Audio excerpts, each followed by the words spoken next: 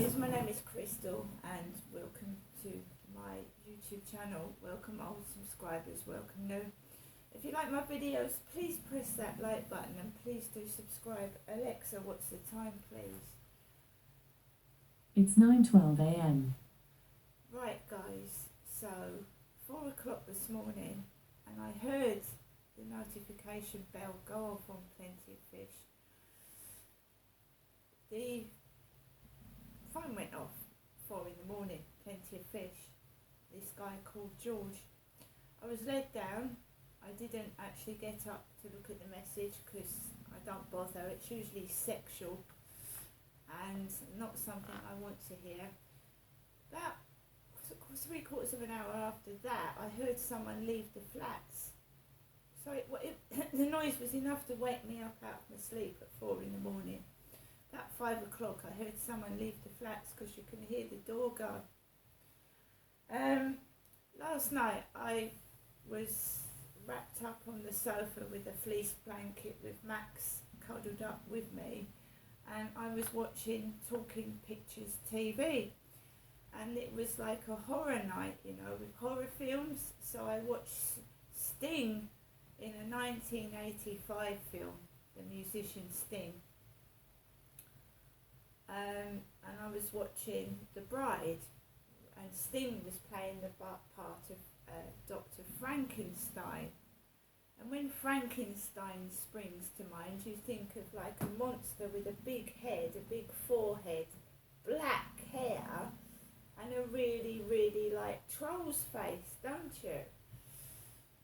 So he had Frankenstein, and this beautiful coloured woman was the woman he'd made for Frankenstein, the coloured lady that played the part in Flashdance, and I remember watching that Flashdance. So this beautiful coloured lady with really big black hair and dark skin was the bride for Frankenstein. So I watched that, I had that on. And The Sadist was after that, The Sadist and The Boogeyman. I didn't get to watch those two because I fell asleep. So The Boogeyman and The Sadist. Alexa, what is a sadist? Sadist is a noun meaning a person who enjoys being cruel. There you go. A sadist is a person that enjoys being cruel. Well, that's what I'm suffering from, I think. A sadist, somebody that likes inflicting pain, torture and horrible things onto somebody for absolutely no reason. So I went to bed shortly after that, and I've got up this morning. Obviously the lift is still not working, but I didn't go to the hospital for that procedure, because when I did last time I found my legs were quite weak and shaky to walk on, but at the moment I'm feeling okay, apart from niggles in the face, which I usually get every day anyway. Sometimes it's worse than other days, and also the medication that I take gives me ulcers on my tongue and inside the cheek, so I've got a few of those as well, but that's my medication. So, you know, first thing in the morning we have a pervert, Plenty of Fish.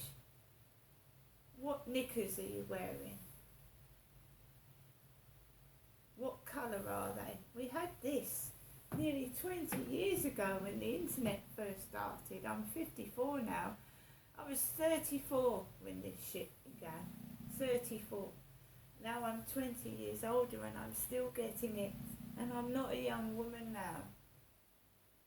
What knickers are you wearing? What colour are they? What W-O-T, not W-A-H-A-T, what? W-O-T. What knickers you wearing? What colour are they? The pervert must be older than me. Unless they started out younger than me.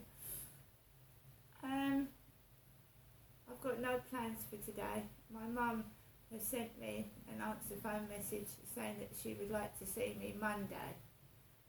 She knows what goes on over the weekend. I've told her often enough, and she wants to see me Monday.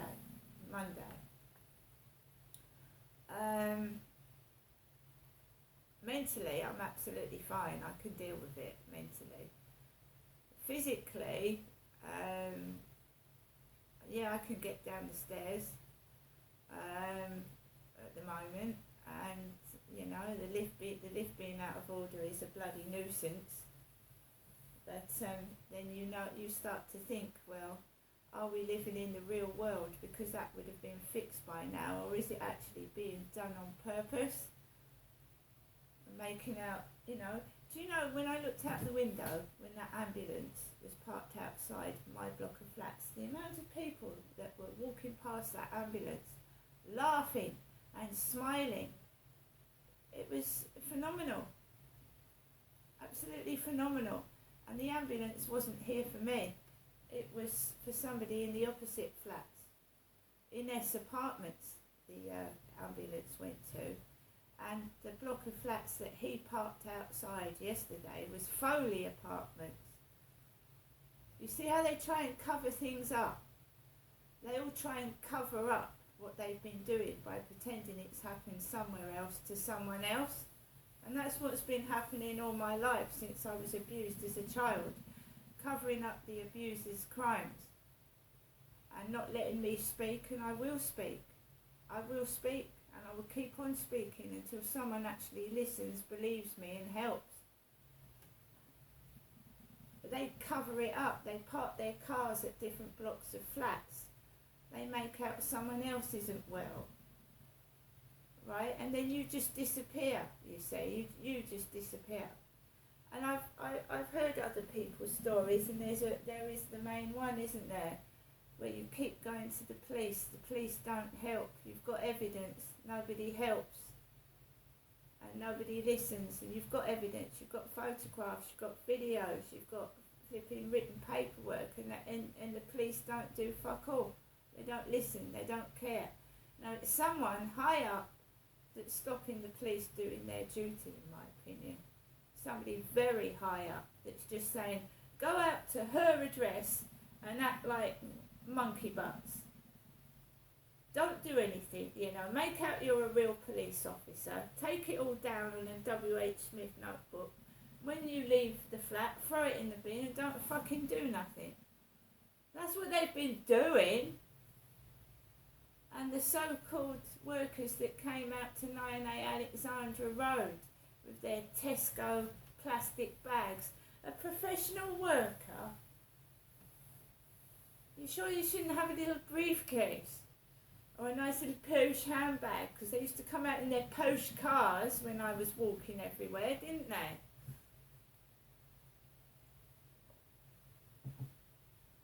You keep on hiding it, you know. You keep on hiding it. I mean, we didn't know the Queen was dying of cancer, did we? That was kept hush-hush. She was actually dying of cancer. That came out on the telly, or a YouTube video I watched, that the Queen was, that they knew the Queen was dying of cancer.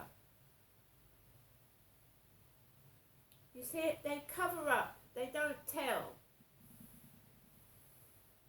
So we don't know what's really going on in this world, only the bits that we're shown on that fucking piece of crap box that's full of crap. Right? I woke up in 2006 to the reality of this evil, cruel world. And I was told it was in my head. Everything is real, it isn't fake. Well, if it's not fake then, can you tell me why every police officer that's come out to Victoria Road, Lansdowne Court, in here, they've not done fuck all to help me? Can you tell me why I've been locked in a police cell for reporting crimes? Why would I report myself to the fucking police? Do I come across as fucking stupid? You know, I passed a Mensa test. How can you come into my flat and fucking treat me like some thick lump of lard when I'm fucking not? you either get labelled mentally ill or suddenly you disappear. And how many other people have gone missing or disappeared or been labelled nuts to hide someone else's crackpot behaviour? And we all know the madness of King George III. He was a mentally ill king. He was an absolute nutcase if you watch King George III's madness. And they were covering up his behaviour, and he wasn't fit to be king.